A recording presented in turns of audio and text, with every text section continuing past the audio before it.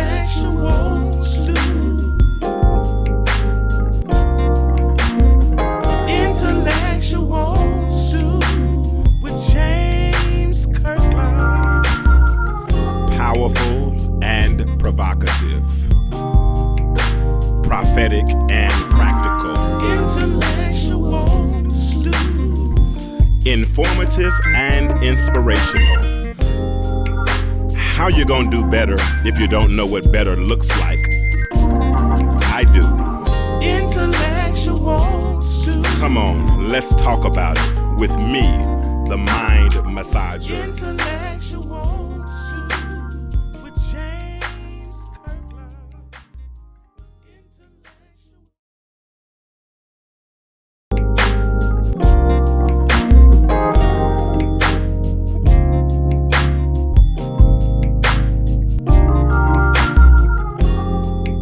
Hey, what's up? What's up? What's up? What's up? It's another night. It's another opportunity. Hey, it's another show of the Intellectual Stew with yours truly, James Kirkland. I am super excited to be on tonight. I'm here super excited to be here tonight. And I got my children with me. I got Trey with me. I got Kennedy with me. And I'm excited. I want to thank Jay Gerard. Put it up like Kennedy so we can try to put it back further so we can get us all on here. But Jay Gerard, I want to thank him. He came on last week and we had a good conversation about dating after divorce. And we're going to continue that conversation again on next week. I'm looking forward to that. But I wanted to take a pit stop. I wanted to go in another direction tonight. I wanted to bring my babies on with me. I got Trey. Well, he's a grown man now, so I can't call him a baby. And Kennedy's a grown woman, too. So I can't say hi, Trey. Hey, how y'all doing? Hey, you got to talk in the microphone so they can hear you. Okay. Yeah, you say hi to them again one more time. How y'all doing? Yeah. All right, Kennedy, you're back again. We let you off for a couple of weeks because we got on some content that you really probably didn't need to be talking about. So but we're happy to have you back tonight. Say hello, Kennedy. Hello. All right. These are my babies. These are my older two. I got Trey. He is soon to be 23. He recently graduated, last year graduated with his undergraduate degree. And he's, clap. Oh, that crowd noise. I got to get some crowd noise. Then we also have, and he also is working on his master's. How many classes are you short of your master's? 3 classes and 1 internship away. 3 classes and 1 internship away. Just for giggles and what they call it, something and giggles. What's that GPA? Well, in grad school, a 4.0, all A's. Wow, man, that's my dude. I'm proud of you. And I got my middle child here. Kennedy is just completed her freshman year at University of Georgia.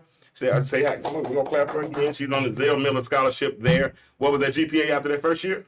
3.9. And I just believe that both of you all are both on the path to better. Would you agree? I'd say so. Yeah. Okay. Because we y'all have started this thing on the path of life to go to making your marks in history. You know, because we know. Your mom and I, when we raised y'all, the Bible says train up a child and all that kind of stuff. But I'm just of the opinion that training ought to lead to trusting. Mm-hmm. And so, at a certain point, I learned even in this pilgrimage of parenting, that parenting turned to counseling.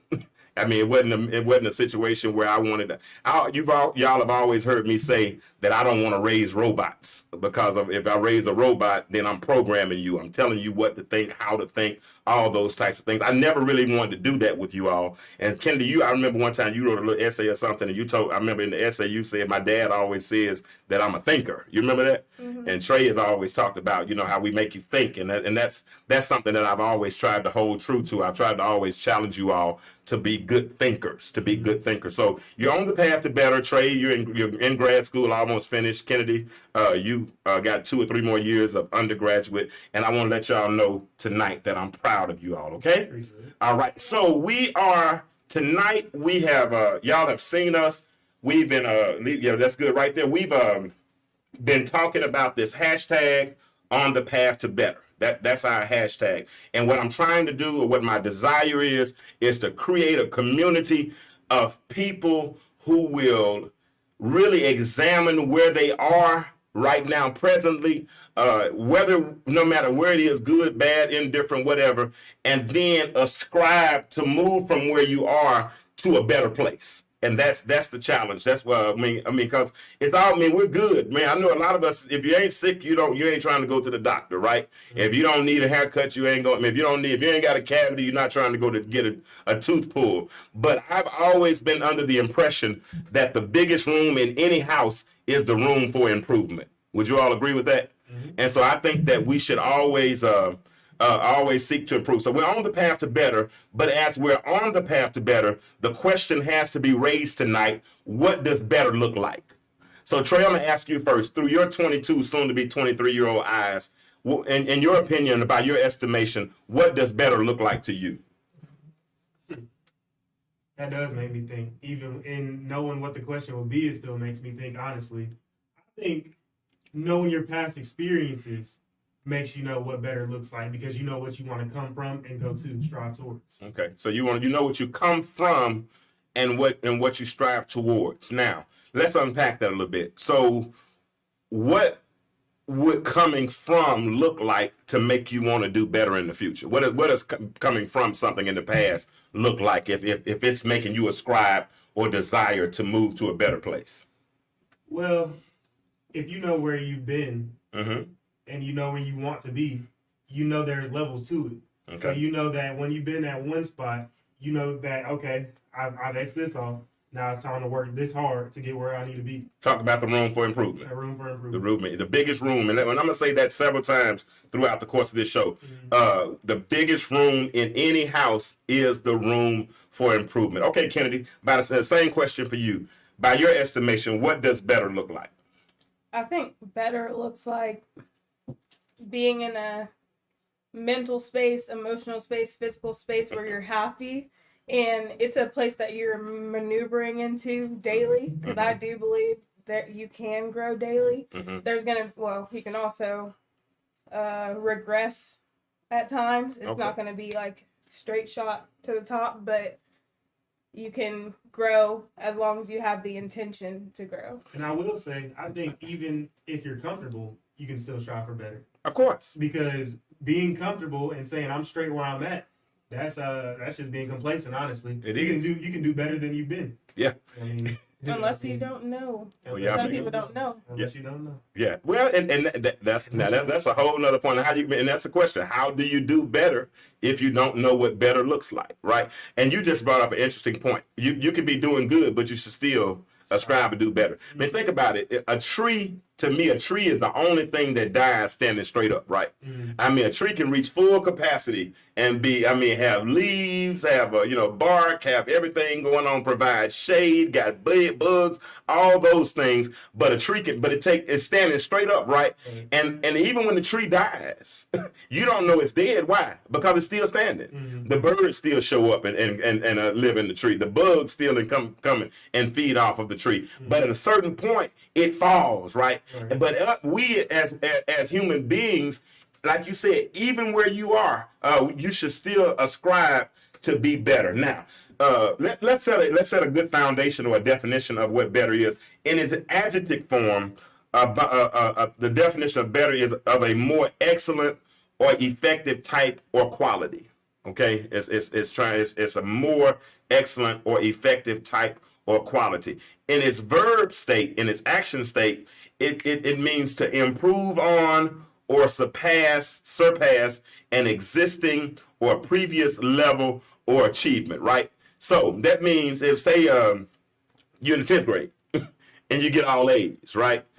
You don't stop in the 10th grade, right? Because 12th grade is where you're trying to get to at least graduate from high school, right? And if I'm making all A's in the 10th grade, then I'm going to try to do that in the 11th grade, right? Because they teach you in the 9th grade that everything goes on your transcript that provides you for college, right? So you set this foundation. So if I made bad grades last year, then my goal is to make better grades next. Would y'all agree with that? I say so. Okay. What you think about that, Kennedy?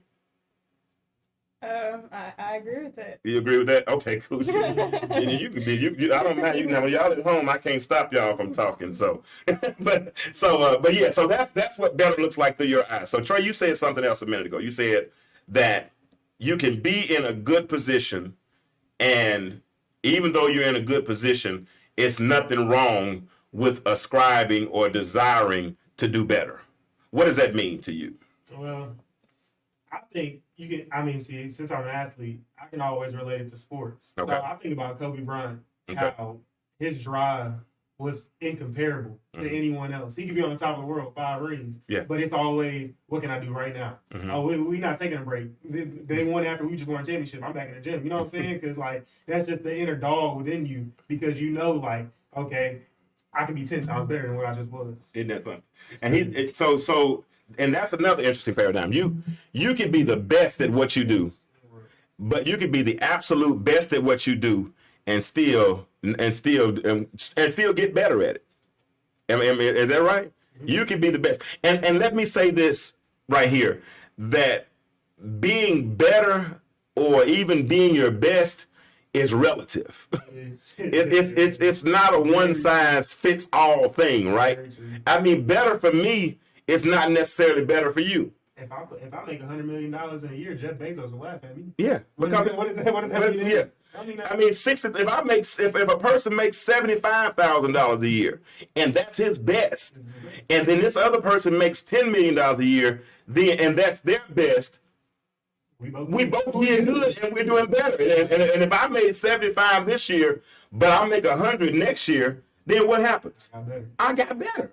My whole situation, I did something different that made me better, right? And so that's the thing. We got to understand, because what we do is we're so affected by the societal standards, right?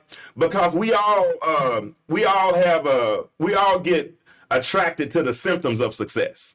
And the symptoms of success says I'm successful if I drive a certain car, if I got a certain amount of money in the bank, or if I dress a certain way, if I got a certain type of woman on my arm, or if I got a certain type of man, or if I've done these things a certain type of way, then that's what defines successful for me. That's not necessarily successful.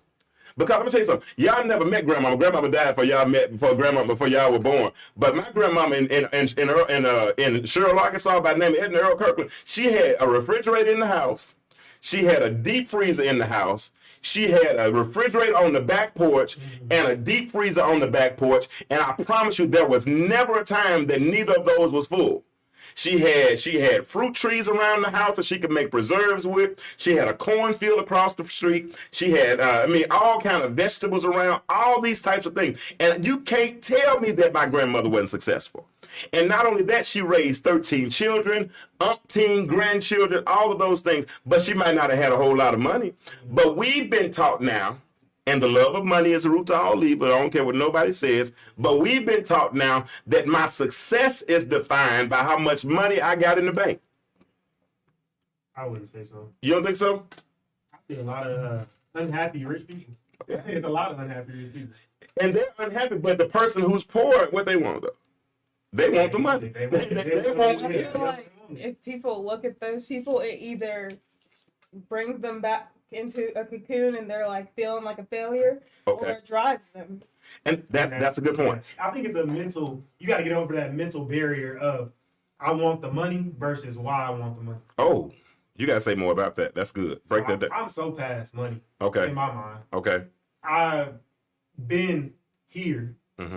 And I know what better looks like. So I'm past making the money.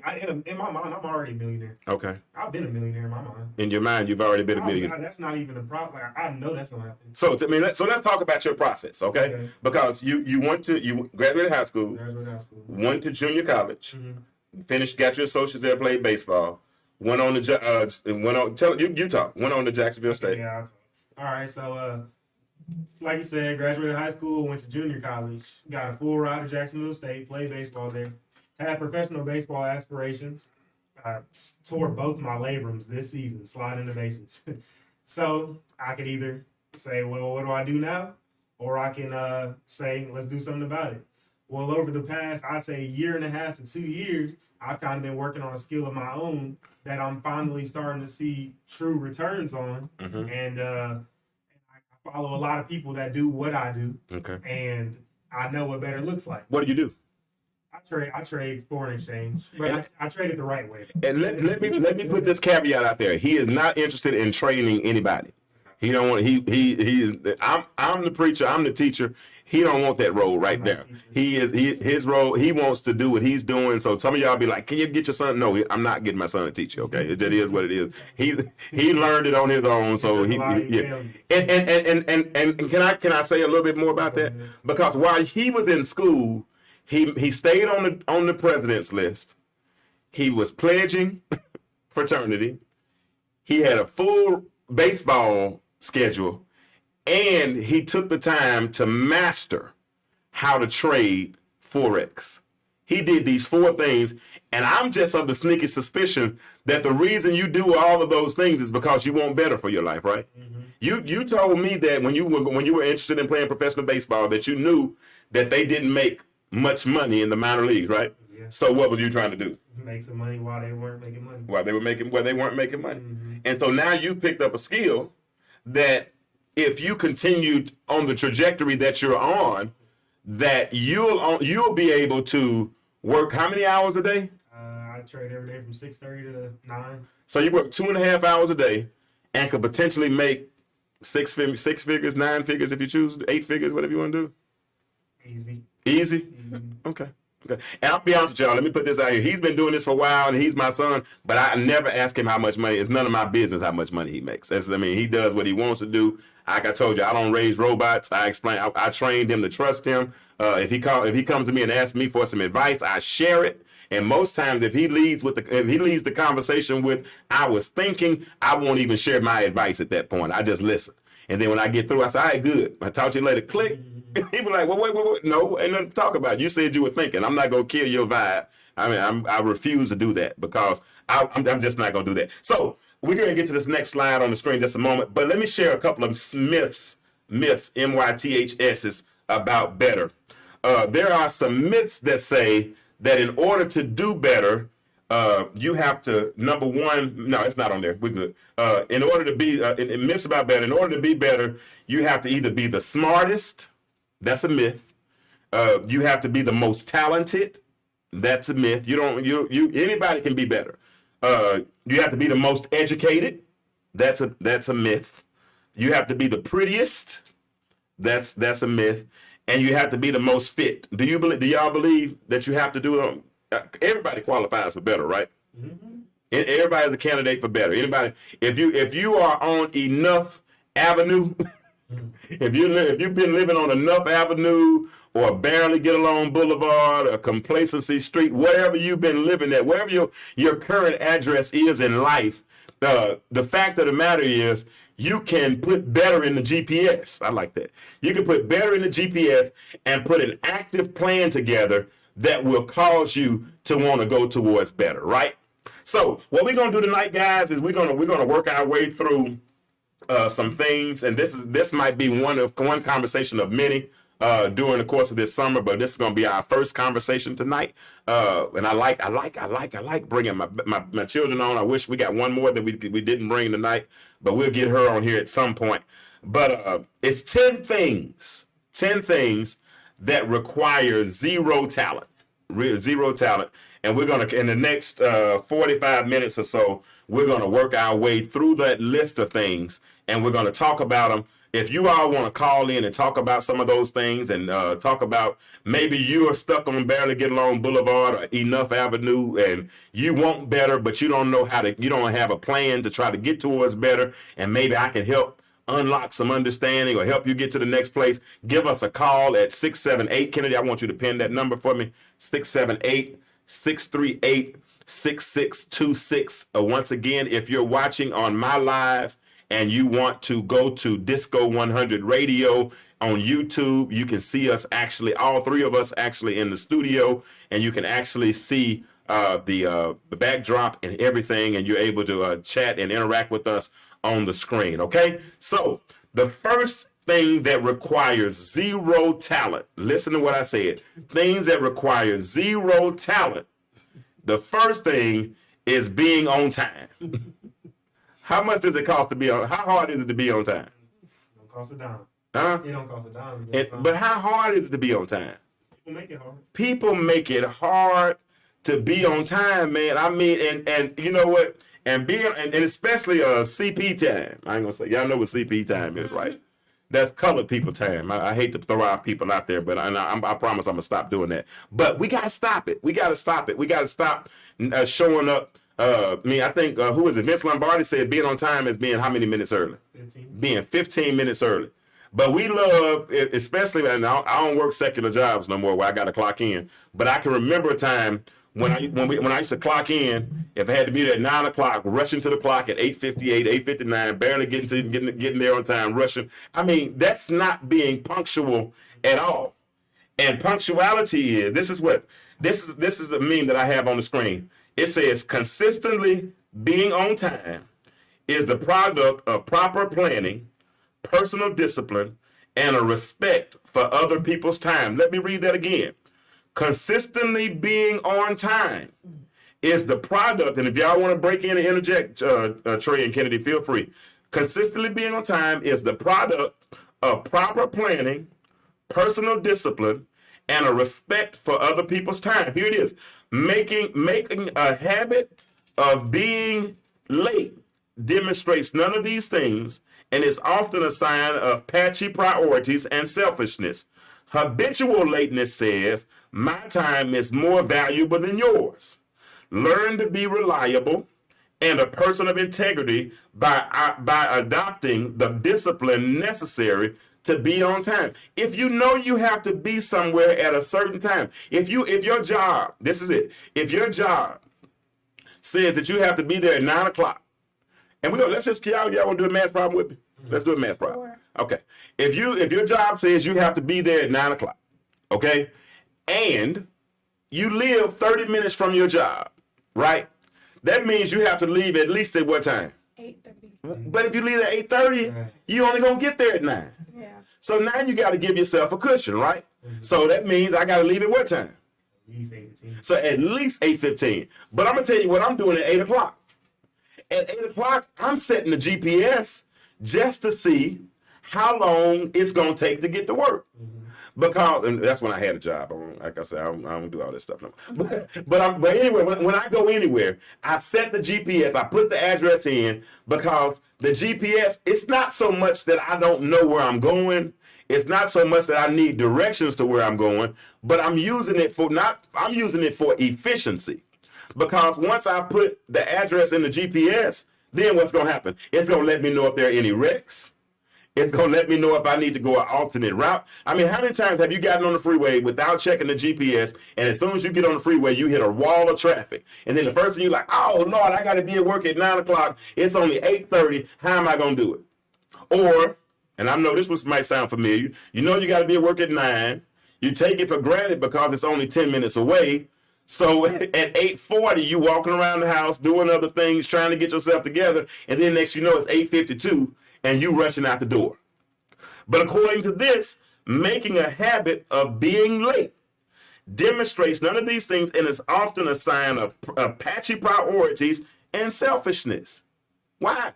When you've obligated yourself to be a part of an event, it's going to be a minute for the next one. When you have obligated yourself to be a part of something or anything, or you've made the commitment of being on time, it's your responsibility of being on time. I agree. Yeah, I think people don't even think about how selfish it is to be late. Because that's how you're perceived. Yeah, You're 100% perceived as being selfish. Walking up late, that's embarrassing to me. Because, like, people are standing there waiting for you. Everybody's just looking at you. I'm talking about in terms of, like, softball practices. People just looking at you, waiting on you. That's embarrassing. Yeah, it is. It is. Oh, yeah. Trey, let me talk about that with you, because you played baseball at a very high level. Yeah. So what were some of the consequences of being late? Well, my coach used to send people home if you that late. Okay. But sometimes you do physical punishment. We call it weight of responsibility. Okay. So for a whole practice, you're gonna be carrying around weights and running with broomsticks. A weight of responsibility. I like that. So let's talk, because that coincides. So if you're on the path to better, and you know that you want to be better, and you have to make sure that you make deadlines. You have to make line because you said the weight of what? Responsibility. Your responsibility to be on time. If you got to be at church at 11 o'clock, it irks me because I sit in the pulpit and I watch people walk in church. 45 minutes. Church starts at 10:30, and people will walk in church at 11:45, 12 o'clock. But church started 10:30 the same time every week. I'm gonna give it a purpose. What if they just got off or something? If they just got off, that's something that's What if they had different. something to do before? Yeah, but then we got multiple services. That's true. You know, I mean, it's always ways to do. I'm gonna give you an example. I remember a long time ago I was at the barbershop, and when I was at the barbershop, somebody say, "Ouch, I'm late every Sunday." But you know what you got to do. You ain't late for work every Sunday. I'm joking. But I remember one time somebody was talking about Creflo Dollar's church, and I don't know. I've never visited his church, none of that. You know, but I'm going to defend preachers. Creflo Dollar, a big pastor, world changers down in College Park. Okay. The guy that had the people buy him a jet and wanted to ask me for the money. We ain't gonna talk about it. I don't do that. But anyway, don't you say a word, Disco. But anyway, so this particular time I'm at the barbershop and this lady's talking about. They're talking about Creflo bad. Now, even this, I've been going to church at this church for all these years, and I've never got a seat on the main floor. I've never got a seat on the main floor. I got to sit in the balcony. He's been going to this church all this time, and I'm sitting there, I'm getting my hair cut, and I'm really tired of the conversation, right? And because everybody loves to make anything about church and about preachers about me, so so they kept on talking, right? They're purposely keeping her on because they have her on a list. Yeah, like they got her on a list not to let her in. So I asked one question. Watch the question. But this is the question I asked. I said, "What time she get to church?" Because the church started at 10 o'clock, right? And you show up at 10:10. Ain't nobody holding no seat for you, sweetheart. And if you wanted a seat that bad in the sanctuary, and church started at 10 o'clock, looked like to me you'd have showed up about 9:45, 9:35, got there early. But we don't do that because we're selfish. And she's selfish enough to think that somebody's going to hold a seat for her. And I'm complaining. I done went so far as to basically talk about her so bad, right? I mean, to talk about the church so bad that the reason the church is messed up because I can't get a seat on the floor. That ain't got nothing to do with you. It all has to do with you not being on time. If you are on time, they're not going to send you home, right? But what your coach do to you? Greater responsibility. And sometimes just go home. Same thing on corporate meeting. I used to work at Rick Case. When if the meeting was at 8:30, when 8:30 came, the manager would close that door. And if you were on the outside of that door, you might not have had a job. You hope he would just send you home. But most of the times he would just send you home for that Saturday. But you know what you're missing on a Saturday, not being able to sell cars? That was one of our bigger days back then, right? So it's imperative that we be on time. It's imperative that we be on time. You talked about that. So you said that when you played softball, if y'all had a certain time to be there, if somebody walked up, it was embarrassing. So what did the coach do when she saw that individual walking up? In most instances, they would want us to start without them, one, and then two, you're probably running laps or you're getting punished when it comes to game time. Yeah. Hey, give me not the next slide. Go to the one. It's down a little bit. The second set that I sent you, the one about effort. Remember, I've got to put it in order, but it says satisfaction. It should be the third from the bottom. It's a yellow slide if you can see it. But it's talking about that's it. So listen, the second thing that requires zero talent. Disco, we vibing tonight, baby. We vibing. But the second thing that requires zero talent is to make an effort. So many people get stuck on start. Does that make sense? Yeah. Huh? I ain't gonna lie. I'm a victim because I used to talk about. What's up, Steve? Steve said, nice topic. I used to be one that would talk about everything that I wanted to do. I mean, anybody knows me, I'm one of the biggest dreamers there is, man. I mean, I think big. I think I can make big money. I think I can do big dreams. I mean, Project Rob is still in the back of my head, and those that know my vision as it relates to Project Rob, it's huge. I mean, I think on big terms, right? So But one of the things that I got to make sure that I'm constant with is that I make an effort, right? And a lot of people, they have plans, but they don't really make efforts, right? And so here it is. Satisfaction lies in the effort, not in the attainment. Full effort is full victory. Y'all agree with that? It's so many people, and you talked about this the other day, Trey, you and I had a conversation.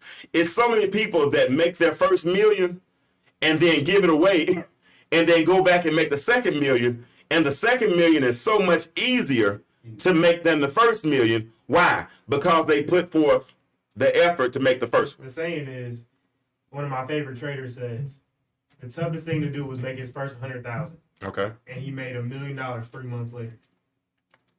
Because he knew all he had to do was put in the work times 10, Mm-hmm. and there it is. And now Okay. it's endless possibilities because all you know is that you got to double your effort, triple your effort, times 10 your effort, but you're going to get what you deserve and what you earned. What Yeah. you earned, I was. And it's a sowing and reaping principle. Mm-hmm. I mean, if you plant a certain type of seed, you get that. You get the same effort out, right? Mm-hmm. So if you got people that that have a millionaire thought, $1 million dreams, but got like $5,000 work ethic. Mentality. Yeah, that's crazy. How does that work? So the satisfaction lies in the effort.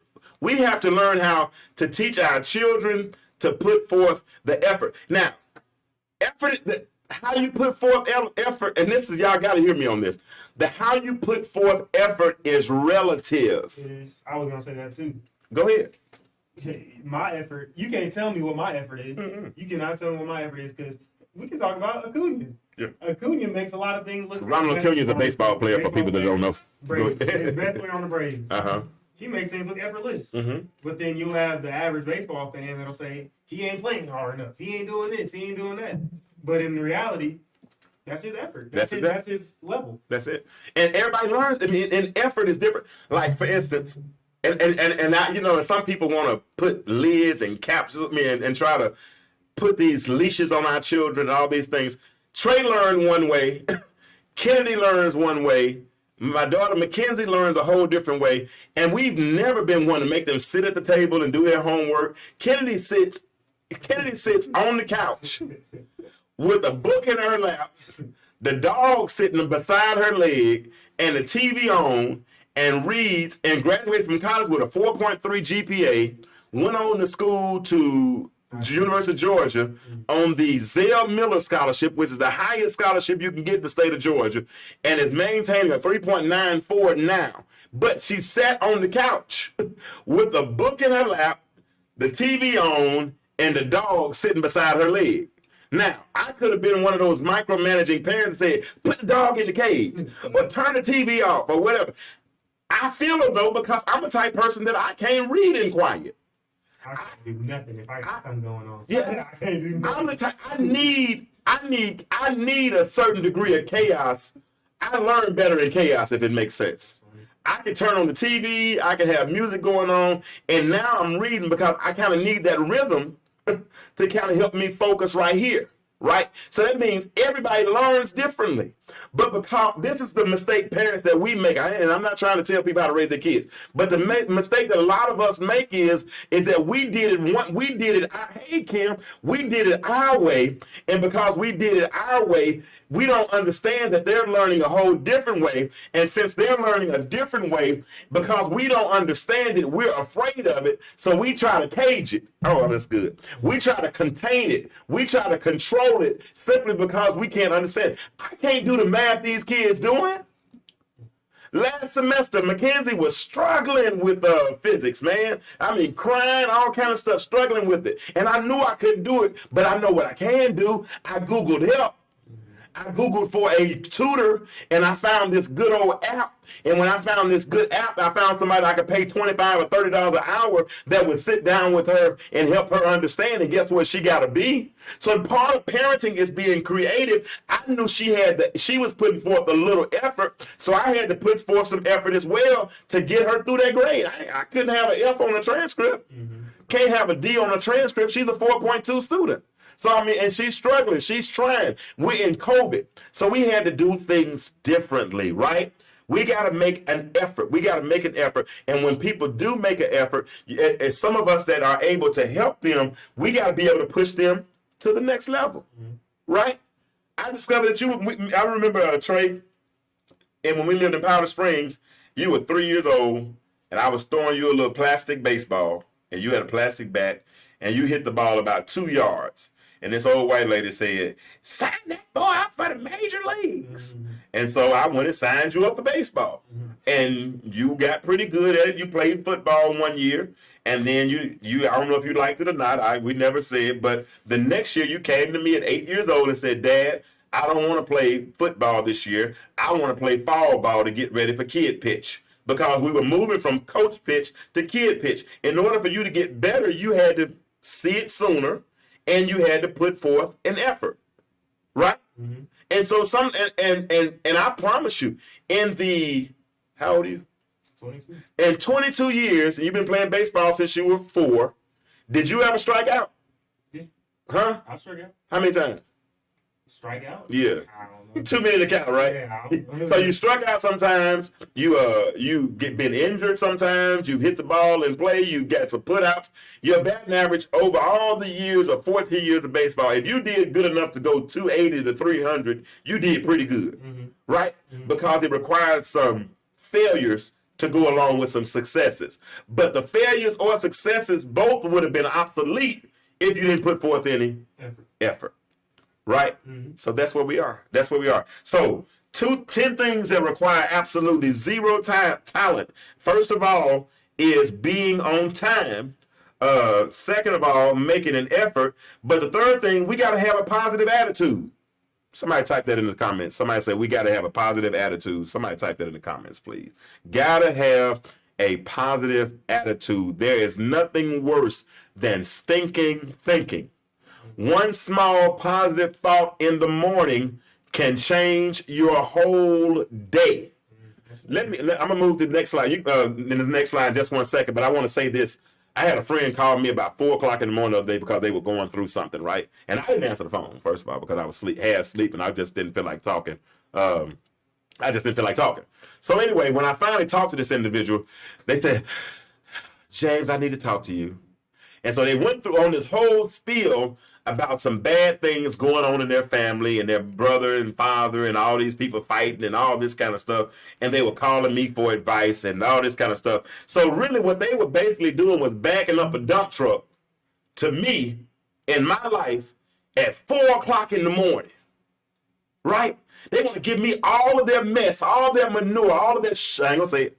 They're going to give me all of this at 4 o'clock in the morning, make it heavier on me, right? And I'm like, for real? I said, we're that comfortable? Well, you want to call me at 4 o'clock in the morning and dump all of this mess on me? And so what happened is that would take away all of my positive thinking. I mean, because when I wake up in the morning, first thing I do is I do my devotion. I read the script. I read my scripture, do my devotion. Then I read my, first I read my script. I pray first. I read my morning scripture, and then I do my devotion. That's before I do anything, because those are the things I want on my mind initially, right? But even before, now listen, anybody that's my friend, don't call me before 8 o'clock, for real, because that's my devotion time. I just don't, and I'm stop answering the phone, to be honest with you. That's just really my devotion time. So that person called me at 4 o'clock, want to put that on my mind first thing in the morning. So if I got this negative thought on my mind at 4 o'clock in the morning, how is it going to affect the rest of my day? That's how you starting your day. That's how I'm starting my day. With a whole bunch of mess, right? Put that next one up for me, Disco.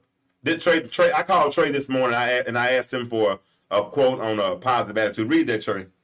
The average person, I actually heard this quote and this back while I was listening to a podcast this morning, actually. It's the average person has about 12,000 to 16,000 thoughts a day. 80% are negative, and 95% of those thoughts are reoccurring. Isn't that crazy? We think about the same things over and over. You need to read that one more time, please. That's crazy. Because I want them to understand this. The average person has how many thoughts? 12,000 to 16,000. 12 to 16,000 thoughts per day. How many of those thoughts are negative? Somebody need to be putting that in the comments. 12 to 16,000 thoughts per day. How many negative? 80% of the thoughts. So what's 80% of 12,000? 9,600. So if you got 12,000 thoughts, 9,600 of those thoughts are negative. And you already done had 95% of those thoughts. And 95% of those you've already had, and they keep coming over and over and over and over. I'm gonna testify. I'm putting my hand up first. I mean, because I know I'm just gonna say it.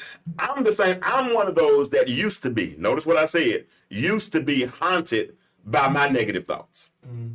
I can remember times that life was kind of tough for me, and I knew the alarm clock was supposed to go off at 7 o'clock, and I would wake up about 6:30, 6:40, hoping that the alarm clock didn't go off because I just didn't want to face another day. And so with those thoughts, I was inundated. My thoughts were consumed with negative thinking. Some people call it stinking thinking. So if you have stinking thinking, then what that does is it messes you up from having a positive attitude. And if you don't have a positive attitude, there's no way you can even think about getting on the path to better. I'm big on the law of attraction. I think what you think in your mind, what you go ahead and associate yourself with, is what you attract into your life. You know what I'm saying? Because basically, if you going ahead and saying, well, just another day, well, I guess I'm about to go through this today, then you already setting yourself up for it. Setting yourself up for failure. Yeah, I don't even when people start trying to put their negativity on me, I stop them. How do you stop them? I just say ew. I don't want to talk to You say ill? You really say ill? I really say ew. Okay. My roommate, for sure. She was always negative. She might be listening to the podcast. No, I don't think so. I got a friend. I have a friend that I didn't talk to for years, and at a certain point in life, I had actually put him in under the category of DNA. That means do not answer when he calls my phone, because every time he called, it was negative.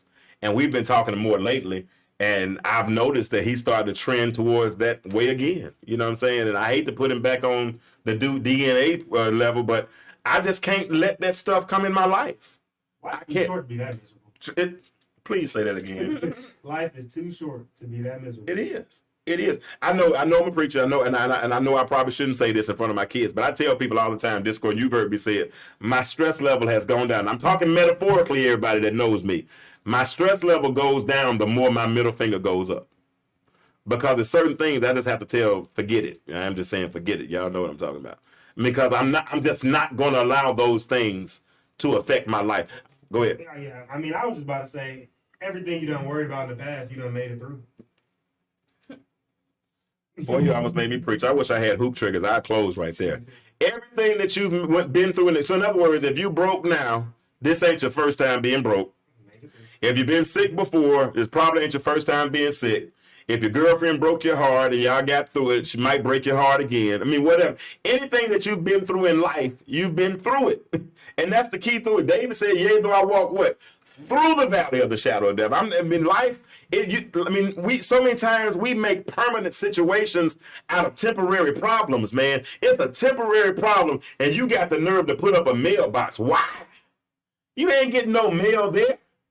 And the old songwriter Timothy Wright said, trouble don't last always. So if trouble don't last always, why are you making a temporary situation a permanent problem? That's like suicide. They say, I want to make a permanent solution to a temporary problem. Why? Yes, ma'am. Okay. You got to raise your hand and talk. I have a question. Okay, My baby raised her hand, y'all. going back to the slide where Trey said earlier, 12,000 to 16,000 thoughts. Mm-hmm. You know how a lot of the time you were asking me when I was younger, you were like, what are you thinking about? And I'm thinking about nothing. So obviously, yeah. You're not conscious. But yeah, that goes back to what I was saying earlier, that you have to be intentional with your time. Because you don't want to you were talking about how you don't want to sit around all day after you're done with your trading. You want to do something else. Mm-hmm. Like, that's just something I want to bring up. That's why you have to be intentional with your time. You got to be intentional with your time. So it will contribute to your growth. Because you have to protect your, get out, it's something in the corner of your mind. Yeah, you have to protect your mind. Even in y'all hear me quote scripture sometimes. Even when the Bible talks about putting on the whole armor of God, one of the things it says is to put on the helmet of salvation. And the helmet of salvation protects what? Your head. So metaphorically and symbolically, what it does is it protects your thoughts. There's certain things you should not let your eyes see. For instance, you're watching scary movies and your mind ain't ready for that. That'll mess your whole psyche up. Have you having bad dreams? Have you wondering people and hearing things going bump in the night and all this stuff? And somebody, I remember Aunt Felicia and I, my sister, one time we were living in St. Louis, man, we tricked our minds into believing that somebody was in the house with us, that had broken in our house. Literally, we tricked ourselves into believing that somebody broke in our house.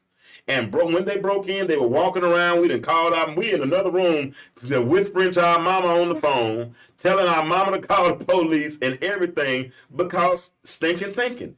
80% are negative and 95% are repetitive. I literally saw a man with a trench coat on, with some kind of hat on, and me and Felisa, she's on here, she's laughing. But we were literally afraid because we created this. That's how powerful the human mind is, right? That's how powerful the human mind is. That's why we always have to have positive thinking. Second thing, next thing is we gotta be passionate. Whatever you want to do in life, if you want to be successful at it, you have to be. I like that first one the one you just had up was great. We have to be passionate. John Maxwell says something that I think is so key and critical. He says a great leader's courage to fulfill his vision comes from what? Passion, not position. Let me say that again. A great leader's courage to fulfill his vision comes from passion, not position. I used to hear successful people say, if you can find something that you would do for free, figure out how to make that pay you and you'll become successful at it. Yeah. Because that way it's never a job. You're going to do something that you love. Y'all agree with that? I agree. Okay. Because what are some things you're passionate about that you enjoy doing? Or you have been passionate about over the years? I like doing stuff for my mom. Okay. I like. Did you cut the yard? I'm just joking. I got your message. But I like doing stuff for her. I like seeing other people happy around me. And that's what I'm passionate about. I like other people around me happy. Have you figured out how to make that pay you yet? And that's a rhetorical. That's a rhetorical. Okay, that's a rhetorical question. So that's the path you're on right now. Mm-hmm. And so you're trying to put yourself in a position in life where you're successful enough so you're able to. So now let's unpack where you are. You work right now because you're in school 6:30 to 9. Mm-hmm. You're able to eventually create an income that will be able to sustain you. Mm-hmm. But you're through by what time? 9 o'clock in the morning. So what does that give you time to do the rest of the day? What I want. Whatever you need to do. So if mama needs you to take her to the doctor's office, or you need to go to the grocery store, or you need to clean up, all those things are done. Why? Because the first thing you've done is, number one, you've created an area of passion. And everything that you're doing things that you're passionate about. Mm-hmm. And you put in the equity, the sweat equity, that's reading. That's the candlestick Bible that you memorize. That's mastering and learning everything to know that you would specialize at one thing. Mm-hmm. Let me say that again. Sometimes you have to learn a little bit more about several things to realize that you can specialize in one thing. And I will say you got to find time that you can set aside that doesn't get in the way of everything else. Okay. So nothing wrong with 9 to 5, but if 9 to 5 is getting in the way of other things you got to do, you might need to reevaluate yourself. Mm-hmm. I got to think I can do from 6:30 to 9, and then I can take care of everything else I need to take care of. Exactly. I had to find a time for me to not get involved with anything else I was doing. What kind of trader are you? Quick, in and out, 5 minutes. But what, inside bar? I can't even explain it. You can't. But you found your niche. Okay, because you got different kinds. You got swing traders. You got long scalpers. You got scalpers. Mm-hmm. You got all these different type of traders, right? And all these people trade how they trade. And some of them do all of them. Some of them just do one of them. But you, over the last couple of years, have figured out I've tried everything. You've tried everything and been successful to some degree in more than one. Mm-hmm. But now you found one. Because there was a time you had to use the fib and draw the charts and all that kind of stuff. Now you don't even have to draw a chart if you don't want to. You can eyeball it and look at it. I mean, you can look at a chart, look at a graph and say, okay, this is where I'm going to trade it right here, right? Mm-hmm. And you work on it. Why? Because you're passionate about it. Mm-hmm. And you learn something. as you went on about those things. Now, here you are. You are second year of college. You went to school. You initially wanted to be Teacher, teacher, speech pathologist, but you said you wanted to make more money, right? And so when you looked at your transcript, and they said you were how much close to a finance degree? I was a third of the way through the finance degree. Because you transferred so many classes from high school. Now you've gotten and what you've done so far this year, you're already a third of the way through a finance degree, and so you changed your major. But it's funny how all things work together for the good, because now finance gives you the opportunity to go in so many different directions. You can go in law, you can still be a teacher, you can still do it's so many different things that you can do with that finance degree, but it all stems from the passion, right? And what are you passionate about? I'm really passionate about pouring into people Okay. and watching them grow by following something I said. I like when people listen to me. Like And coaching type. yeah. Coaching. Yeah. So I like what I'm doing right now. I like working with kids on swimming. Like, that's fun to me. And this child, this child could have made a lot more money this summer working with me. I mean, really could have made a lot more than the average household makes, especially for an 18-year-old. But I took her to work with me for a week, and she wasn't passionate about it. That's a good one that you just put up too. She was not passionate about it. So she said, Dad, I don't like it, and I'm not doing it anymore. I mean, I could have paid this girl almost $1,000, 18 years old, $1,000 a week. But she'd rather go take a job making almost minimum wage because she's more passionate about being around children, being around her peers, and helping somebody grow or do better or whatever, right? So the next meme I put up that Disco just put up for me says, follow your own passion, not your parents, not your teachers, follow yours. That's what Robert Ballard says. Follow your own passion, not your parents, not your teachers, yours. As parents and teachers, it's our job to kind of expose you to the right things. Is that the right word? Yeah. To kind of put you in the right environment. Options. Yes. To provide options. Provide options. To put you in the right garden to make the right selection. How many crazy baseball dads have we grown up around, and they didn't even get to college? They didn't even get college baseball. They was on top of the world getting 3 4 lessons a week. Kids don't even want to go. Yeah. But at the end of the day, I'm going to try to live through him. Yeah. And then by the time you get 17, you burnt out. I don't even want to do this no more. Ain't that something? I mean, you have people thinking that their kids were going to go pro at 12, 13 years old, skipping grades, doing all kind of things. And the kids look miserable. Miserable. You see it in their face. The kids wanted to play with their own friends and wanted to play baseball their own way, but their dads took over. Now, I had somebody come to me when you were about 8 and said, we want to put him on the all-star team, but we're afraid you're going to mess it up for him. How? Because you talk too much. Okay. So I backed up. Did I not? When I realized Trey was good at baseball, y'all, I stopped coaching him, to be honest with you. When I realized he was pretty good at baseball, that's when I stopped coaching. But I put my money together, and I ain't gonna lie, we missed some other bills and some other things trying to make sure he had hitting lessons, making sure he had infield lessons, making sure we took him to the right types of camps, made sure he played travel baseball. It was so many times I was at work, and they were in what was that in South Carolina? Charleston, South Carolina, or Fort Myers, Florida, or Orlando, Florida, and I'm at work trying to make sure he had, like somebody just said, Shantae said, that we have options, that we provide options for. And then Kennedy comes along right behind her, and Kennedy's pretty good at softball, right? And so now we go in 2 different directions. One going to softball games, one going to the baseball games, and all we're trying to do at this point is provide options. Now Trey got the scholarship. He went the JUCO route. Kennedy decided her 12th grade year, she came to us and said, I don't want to play softball no more. I want to play my senior year, just have fun. I'm going to get an academic scholarship anyway. That's what I want to focus on. I'm cool with that. That's fine with me. That's fine. Trey had a season-ending injury. And then after a while, he said, Dad, I'm done. I'm through. My body hurt every day for years. I'm tired. I'm done. You know what I said? All I need to do was hear it out your mouth. Because as long as he didn't tell me that he was done, I was going to encourage him to go back. That's my job as a parent. I was going to encourage him. I can't make you, but I'm going to definitely encourage you, right? But then when I heard it come out of his mouth and he said, Dad, I don't want to do it no more. I'm tired. That was enough for me. I'm out.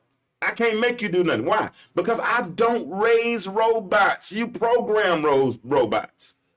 And at the end of the day, Trey is grown. I don't mean no harm. I ain't pay a bill his last year of school. And he got every bill paid. He did it. He's gone to school and has become a man. He is a member of Omega Psi Phi. He is carrying a 4.0 GPA.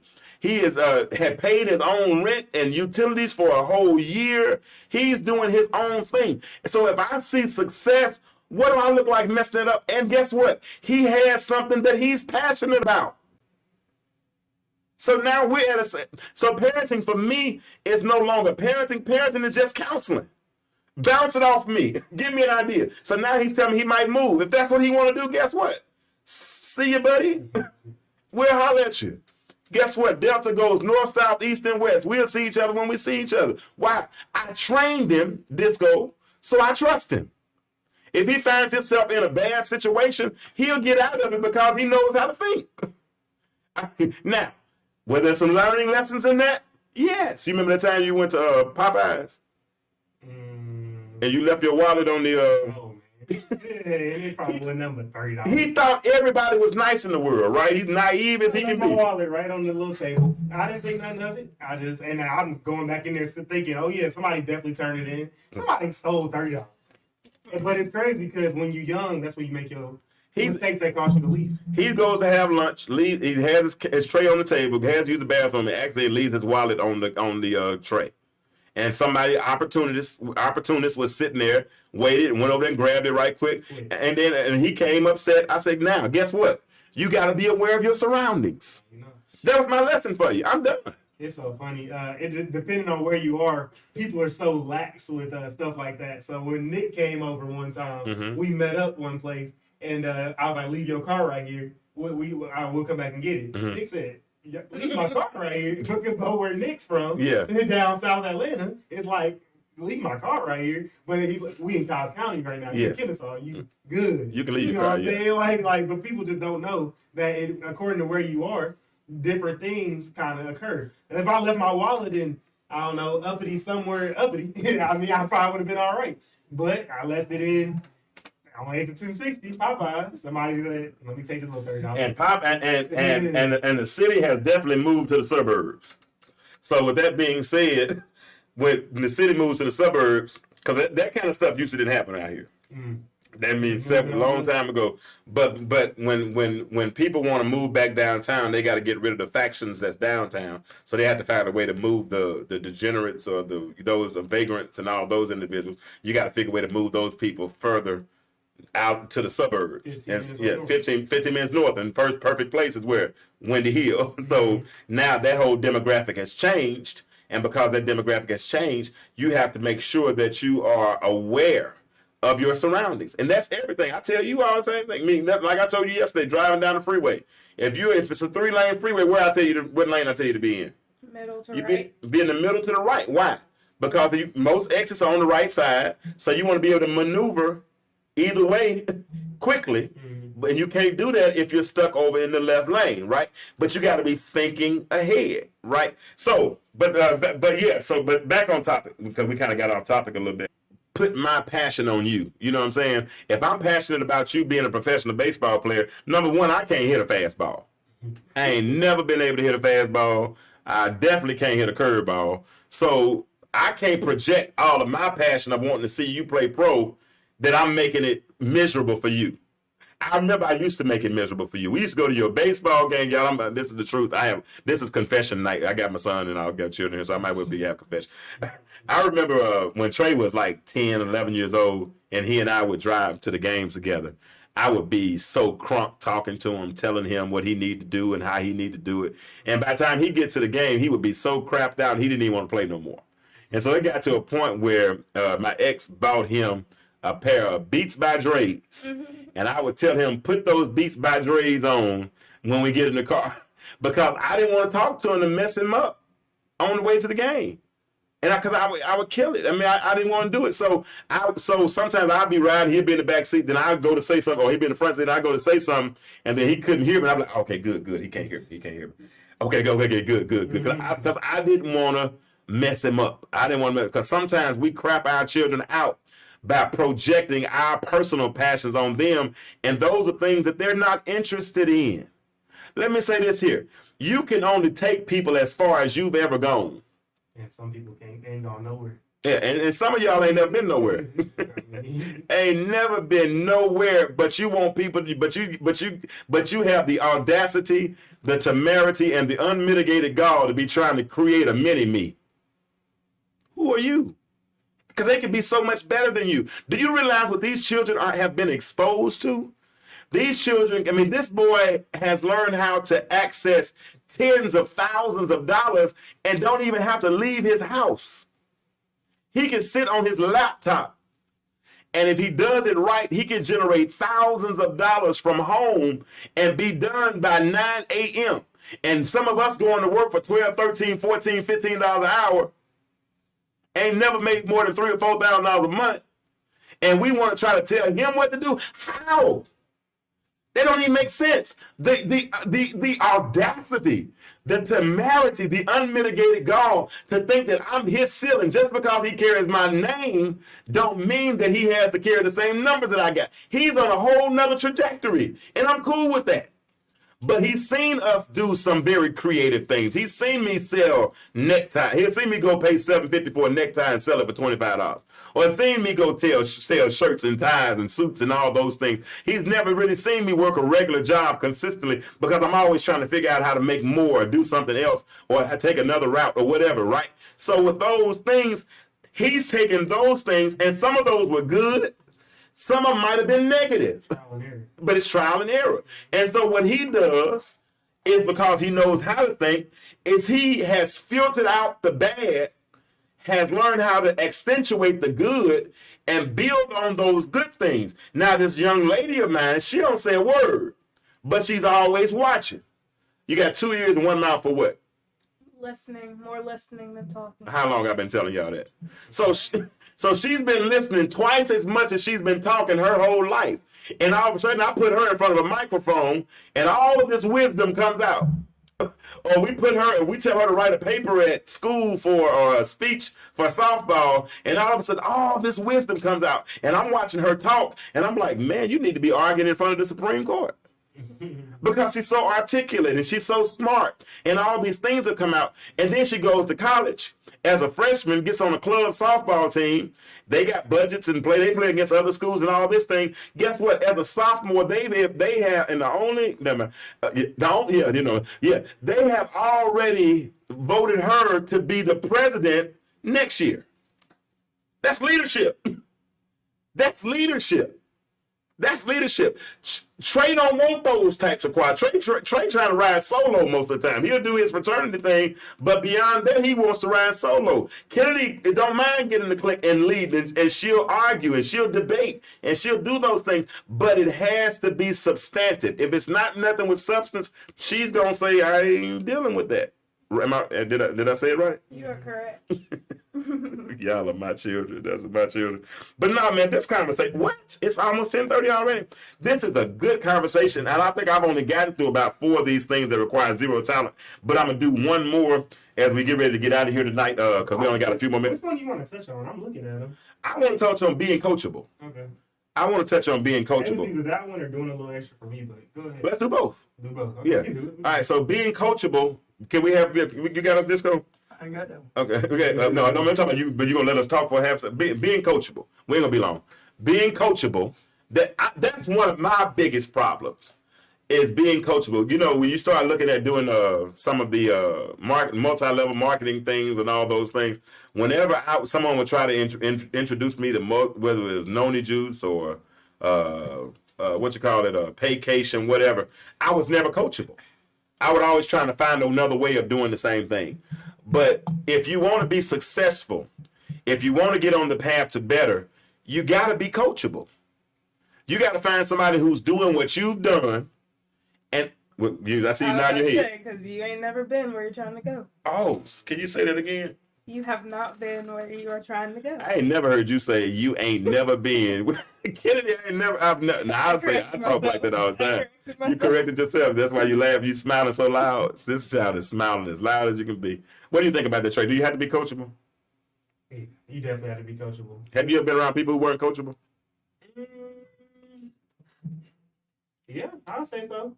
Even if I can't put myself or my finger on it specifically, I'm sure I've been around people that aren't coachable. They probably don't play no more. And don't have much success. Because there's always somebody that knows more than you. Okay. And there's always someone that's been at a higher level than you. Mm-hmm. So at whatever success you have, you can get better. You can definitely get better at it.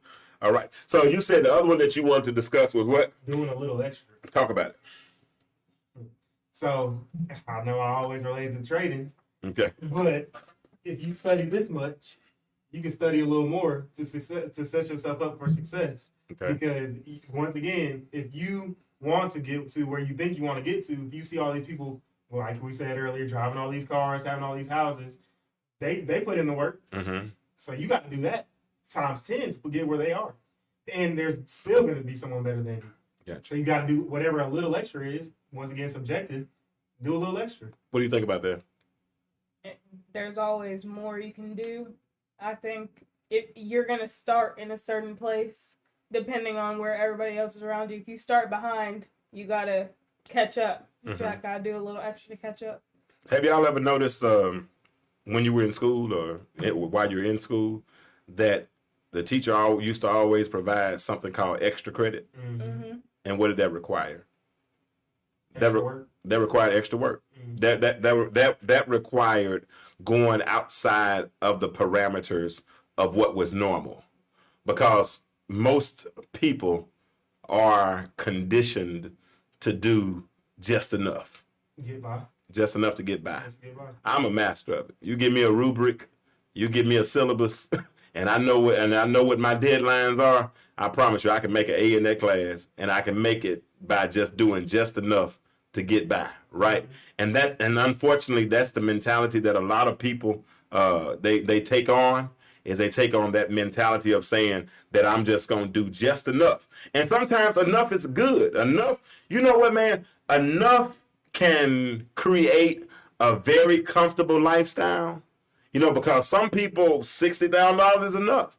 And if you take $60,000 and you set yourself up on a budget and you got the right amount of rent and you got a car note and you got insurance and your bills are only this much a month and you're able to put this much in the savings a month and you're able to go on vacation once or twice a year and you're able to buy Christmas gifts for your family and you're able to do all, buy school clothes for your children and you're able to participate in Amazon Prime Day and all these and tax-free savings day. You're able to do all of those things, right? You got all the gadgets, you got the cell phones, you got the iPhone 12 or which one they on now? Yeah, you got all the iPhones and the Samsung S21s and you got the iPads and the Apple Watch. You got all of the symptoms of success and you're doing that with enough, then you don't feel like you need to do extra. But then you got somebody who says, okay, I got all of those things, but I'm going to retire one day, or I want to go on more vacations, or I don't want to work the rest of my life. So, and not only am I going to work this job, which gives me enough, but I'm going to do something I'm going to work 4 hours extra a day, or I'm going to pick up a trade, or I'm going to start a business, or I'm going to start doing this, or I'm going to do that. And that's going to be my extra. And because that's my extra, that's going to be the thing that carries me to the path to better.